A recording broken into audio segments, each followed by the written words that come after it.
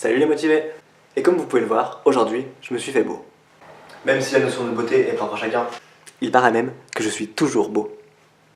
Et si je me suis habillé, c'est pour une grande occasion.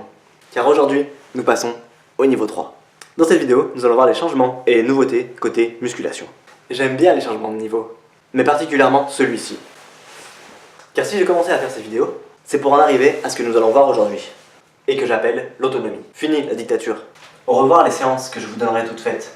À partir de ce niveau, ce sera vous qui vous feront vos propres séances, en agençant l'exercice dans l'ordre que vous voudrez. Et donc les vidéos. Car une vidéo n'enchaînera donc plus plusieurs exercices, mais un seul exercice, avec un nombre de répétitions et de séries données. Et bien sûr, je vous expliquerai comment agencer ces exercices au mieux pour en faire des séances. Ce qui permettra une meilleure progression.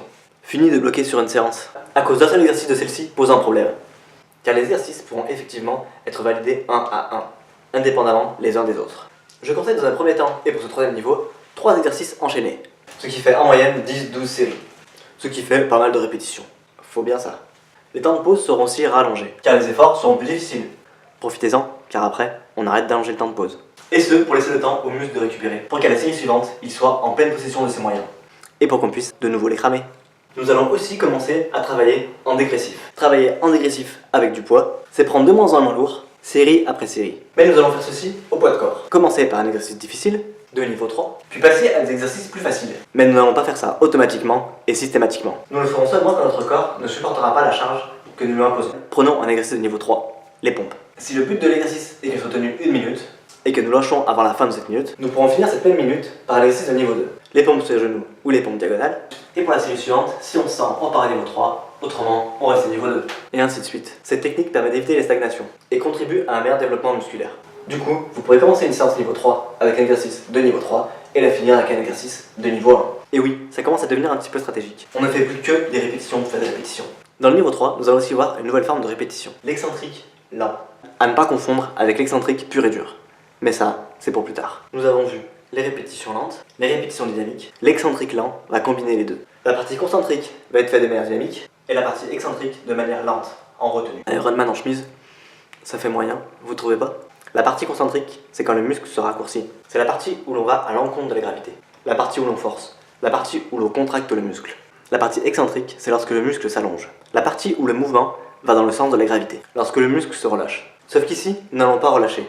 Nous allons lutter contre la gravité. Faire en sorte de retrouver notre position initiale, lentement. Et au niveau 3, normalement, on devrait enfin voir des exercices avec charge additionnelle. Des exercices polyarticulaires faisant travailler un grand nombre de muscles, mais aussi des exercices d'isolation, beaucoup plus ciblés, pour travailler un muscle précisément. Et pour vous présenter ces exercices à charge additionnelle, je vais essayer de vous avoir des invités vedettes, des guest stars, Georges le musclé, Thibaut InShape, From Human to God. Bon, en fait, il y a plus de chances que ce soit Greg, Jason et Tatane. C'est des potes à moi. Et s'ils ont beaucoup moins de vues, ou pas de chaîne YouTube du tout, ils ont autant de cœur et autant d'expérience. Nous allons aussi voir un autre type de musculation avec charge, mais celui-ci bien plus axé perte de poids. Donc si vous voulez en savoir plus, je vous laisse vous référer à la vidéo perte de poids niveau 3. Mais revenons-en à la musculation. Nous allons voir des exercices avec élastique et des exercices avec serviette. Et je vais pour l'instant laisser planer le mystère pour l'un comme pour l'autre. Et pour finir, car j'ai gardé les meilleurs pour la fin, je vais intégrer des séances street workout. C'est ce que c'est le street workout? Le street workout est une discipline plus ou moins récente, née dans les rues de... Non, on va pas le laisser parler. Le street workout est une des choses que je préfère dans mon entraînement. Même si vous pouvez remarquer que je dis ça assez souvent. Oui, j'adore faire du sport. Le street workout consiste à exécuter ou enchaîner des figures plus ou moins difficiles, mais souvent plutôt très difficiles. Certaines nécessitent une grande force ou un gainage formidable, alors que d'autres font appel à une puissance et une coordination extrême. Bon, une autre façon d'expliquer ça, si tu connais pas, mec, c'est simple, c'est les mecs torse nu qui sautent de barre en barre dans des endroits prévus à cet effet, ou non.